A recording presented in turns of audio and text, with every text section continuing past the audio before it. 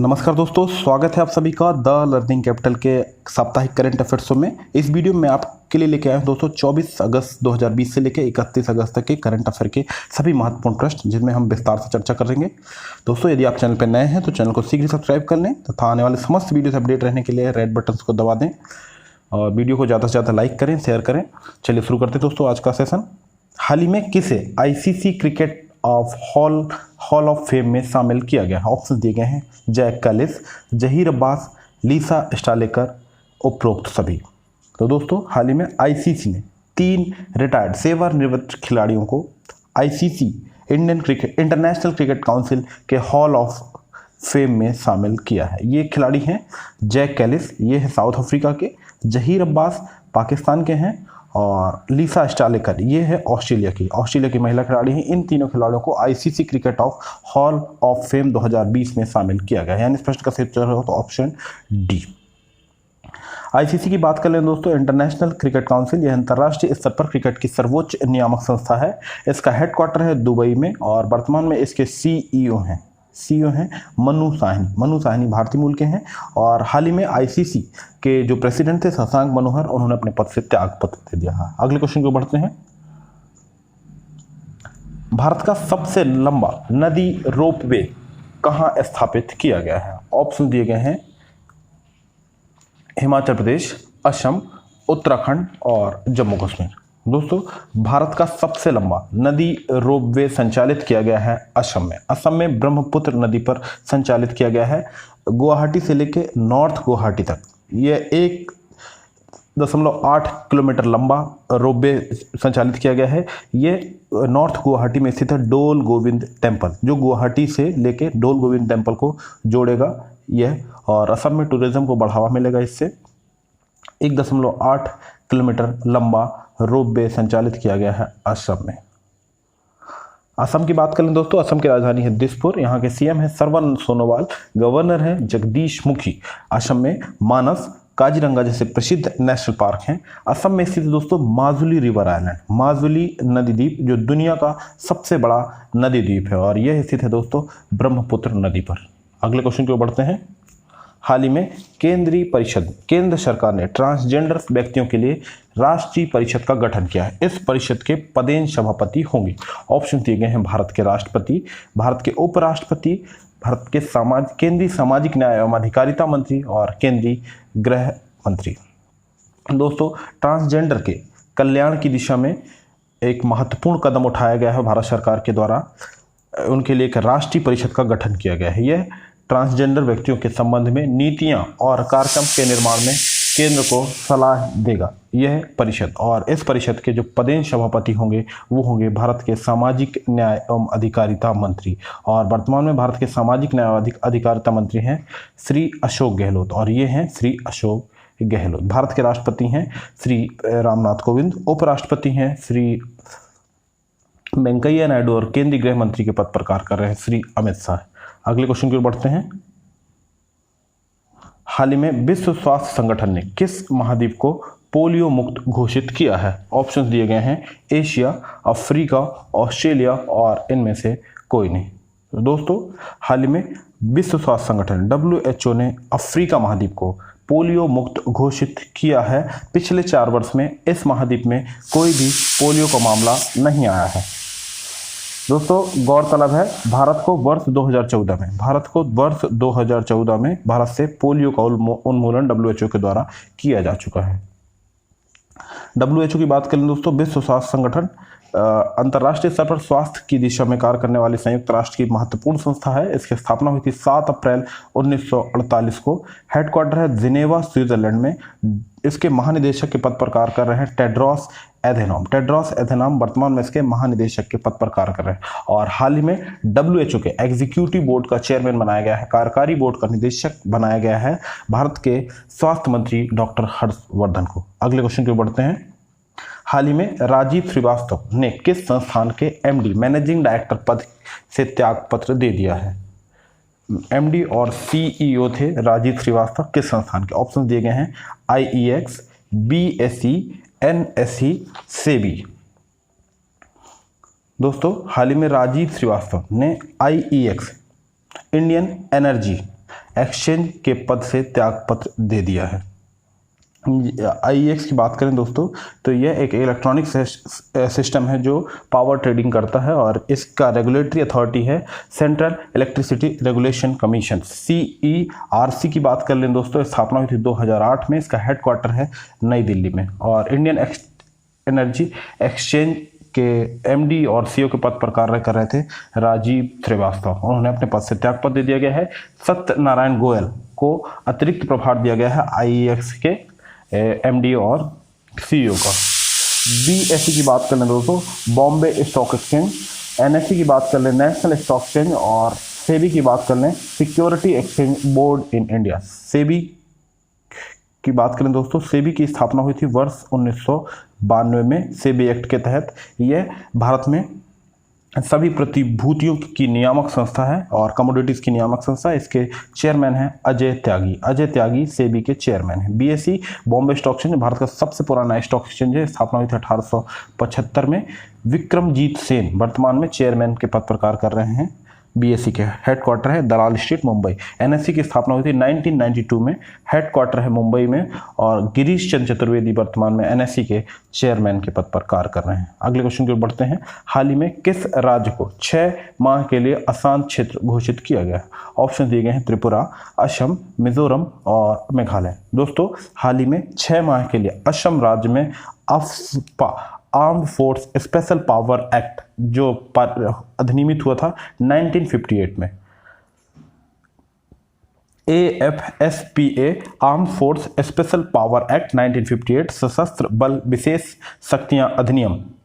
और पूर्वोत्तर राज्यों में शांति हेतु इसका गठन किया गया था और अभी असम में शांति स्थापित करने की दिशा में यह एक्ट लागू किया गया है 6 माह के लिए। और यह सशस्त्र बलों को, यह एक्ट जो होता है सशस्त्र बलों को विशेष अधिकार प्रदान करता है, जैसे कि तलाशी लेने, गिरफ्तार करने तथा बल प्रयोग करने जैसे अधिकार प्रदान करता है यह एक्ट। और यह अभी हाल ही में लागू किया गया है असम में 6 माह के लिए। दोस्तों गौर करें, जो ऑप्शन दिए गए हैं त्रिपुरा, असम, मिजोरम और ये मेघालय, ये भारतीय संविधान की 6ठी अनुसूची में शामिल सभी राज्य हैं। 6ठी भारत संविधान का जो 6th शेड्यूल यही कहता है कि त्रिपुरा, असम, मिजोरम और मेघालय के प्रशासन और नियंत्रण से संबंधित ये है। अगले क्वेश्चन की ओर बढ़ते हैं। हाल ही में किस देश ने काला सागर में सबसे बड़े प्राकृतिक रिजर्व की खोज की है? ऑप्शन दिए गए हैं रूस, यूक्रेन, जॉर्जिया और तुर्की। तो दोस्तों हाल ही में काला सागर में तुर्की ने सबसे बड़े प्राकृतिक रिजर्व गैस की खोज की है। ऑप्शन दिए गए हैं रूस, तुर्की ने सबसे बड़े खोज की है।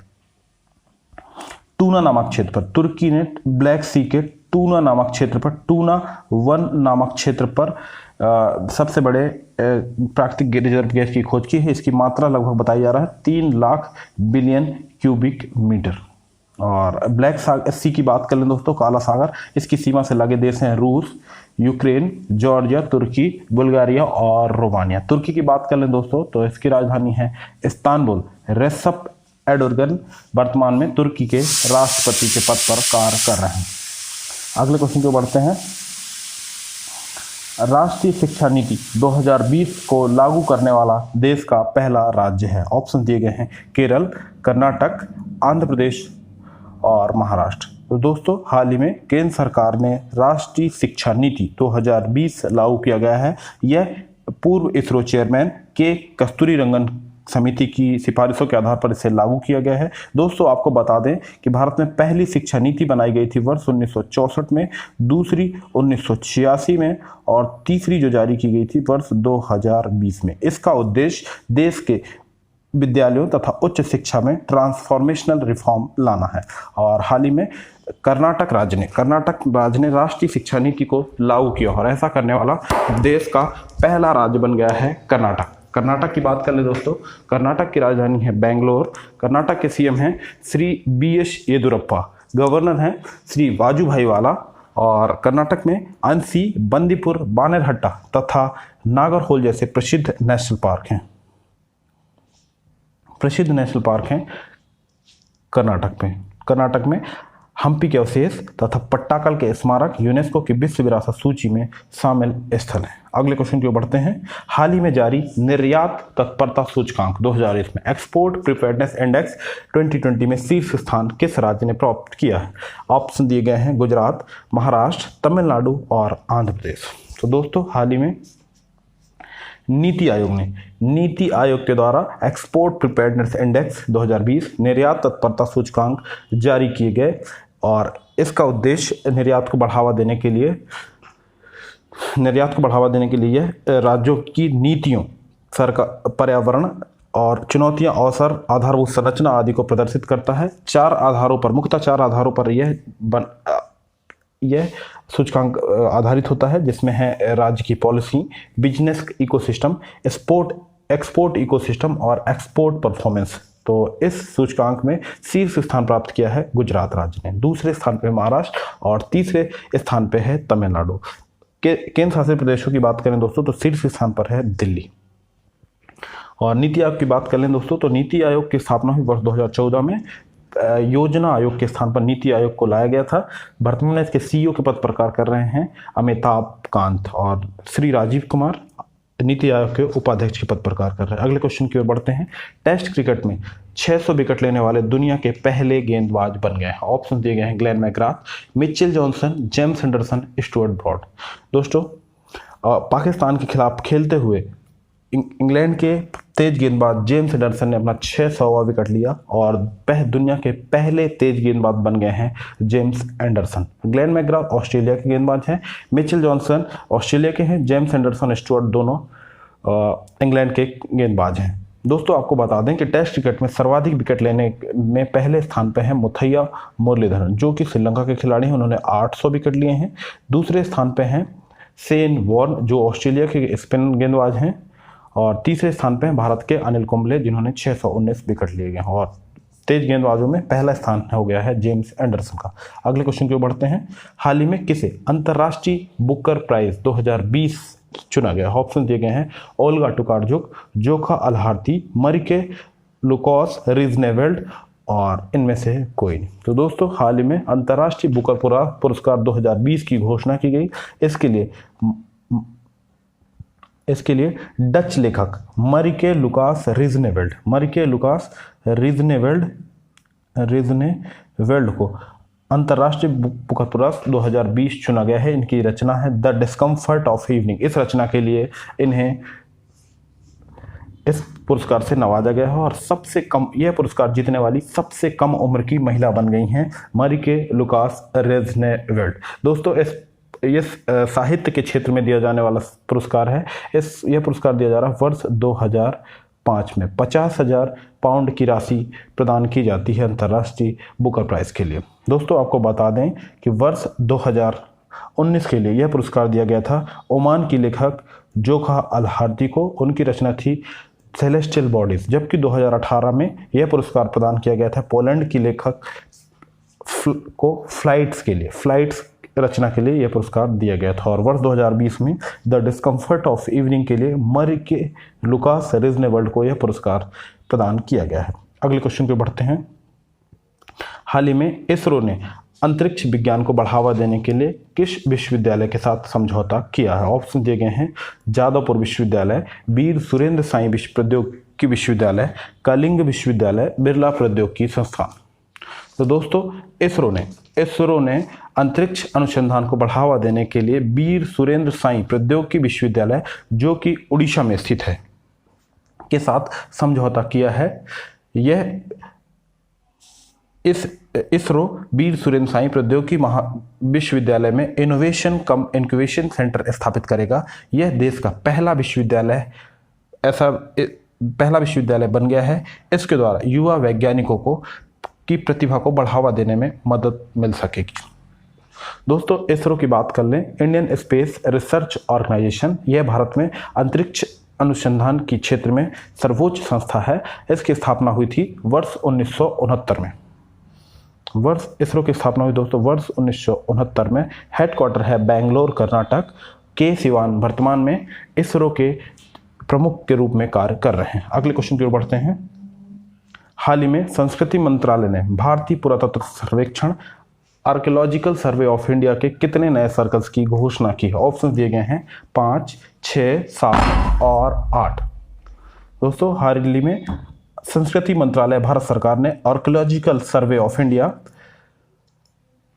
भारतीय पुरातत्व सर्वेक्षण के 7 नए सर्कल्स की घोषणा की गई है। ये 7 नए सर्कल हैं दोस्तों, त्रिची तमिलनाडु, हम्पी कर्नाटक, मेरठ और झांसी उत्तर प्रदेश, जबलपुर मध्य प्रदेश, राजकोट गुजरात और रायगंज पश्चिम बंगाल। दोस्तों, आपको बता दें कि पहले आर्कियोलॉजिकल सर्वे के भारत में कुल 29 सर्कल थे और 7 नए बना दिए गए हैं। अब कुल हो गए 36।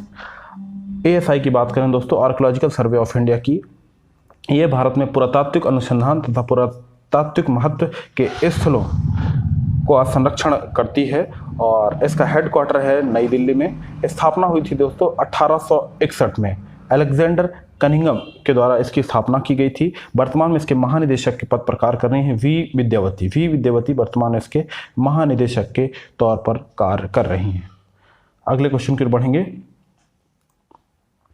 प्रधानमंत्री मुद्रा योजना से महिलाओं द्वारा लिए गए ऋण के मामले में शीर्ष राज्य है। ऑप्शन दिए गए हैं तमिलनाडु, पश्चिम बंगाल, कर्नाटक और केरल।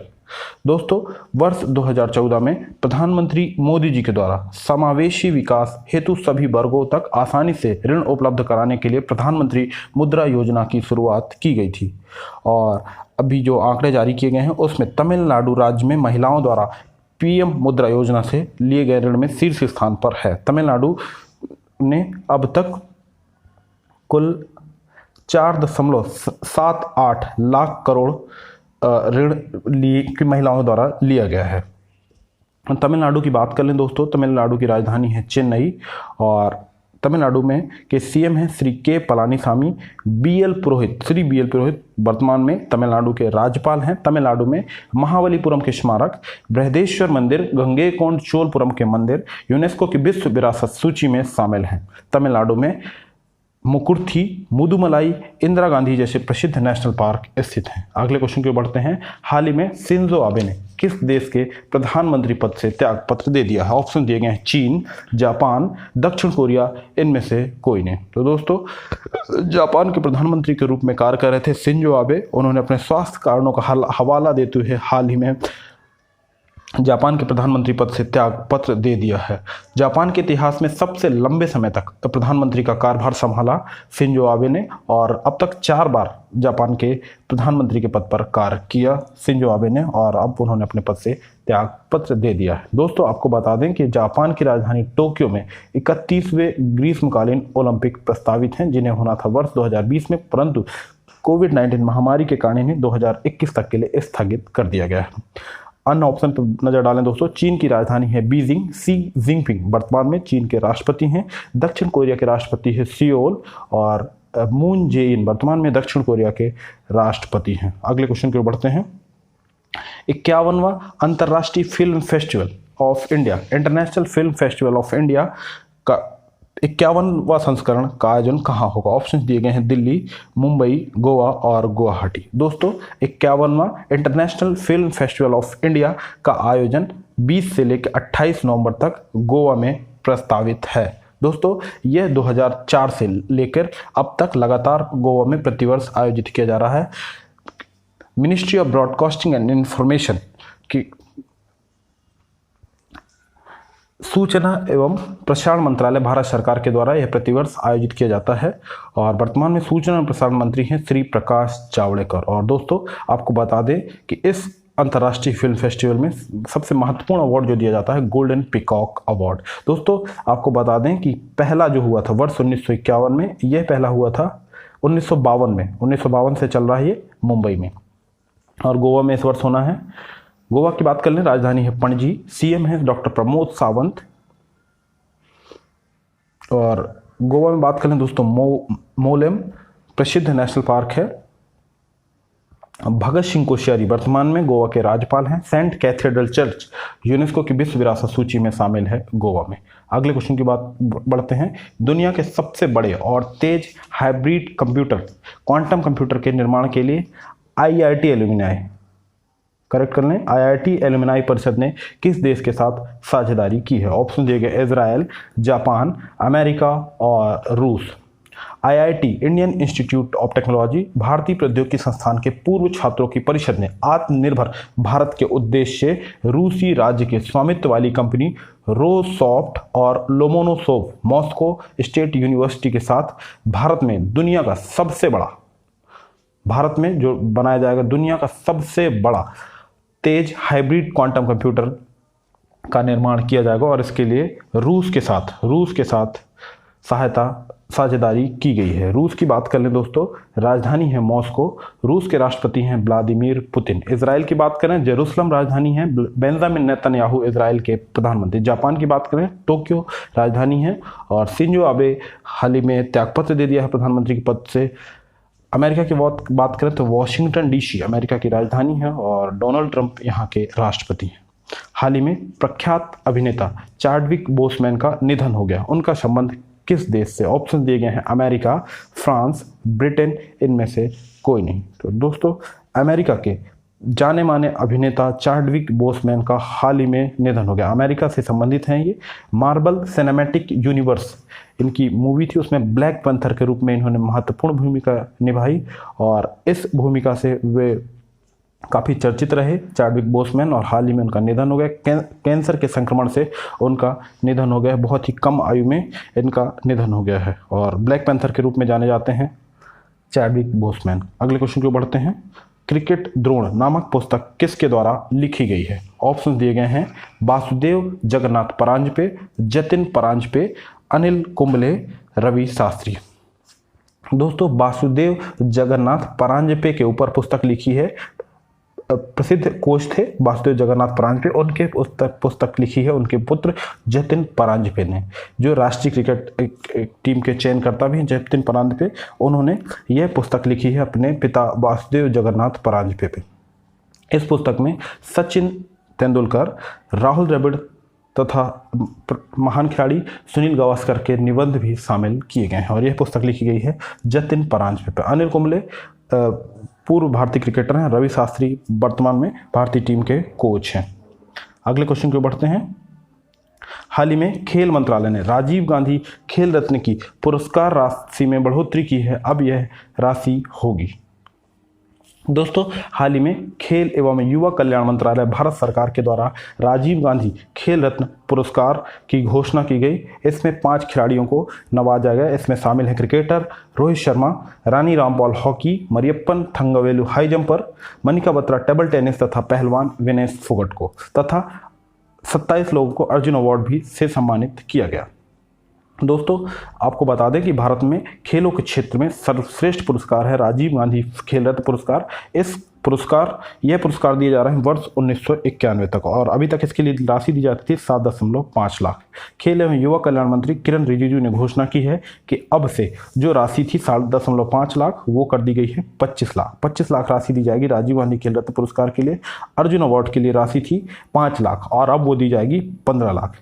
जबकि द्रोणाचार्य अवार्ड के लिए जो राशि थी 5 लाख वो कर दी गई है 15 लाख और ध्यानचंद अवार्ड के लिए जो राशि थी 5 लाख उसको कर दी गई है 10 लाख। ये सभी अवार्ड खेल एवं युवा कल्याण मंत्रालय भारत सरकार के द्वारा दिए जाते हैं और सबकी राशि में बढ़ोतरी की गई है और राजीव गांधी खेल रत्न में दिए जाएंगे 25 लाख रुपए। दोस्तों आज का सेशन आपको कैसा लगा? कमेंट बॉक्स के माध्यम से अपने अमूल्य सुझाव देना ना भूलें। यदि आप चैनल पर नए हैं तो चैनल को शीघ्र सब्सक्राइब कर लें तथा आने वाले समस्त वीडियो से अपडेट रहने के लिए बेल आइकन को दबाएं। धन्यवाद।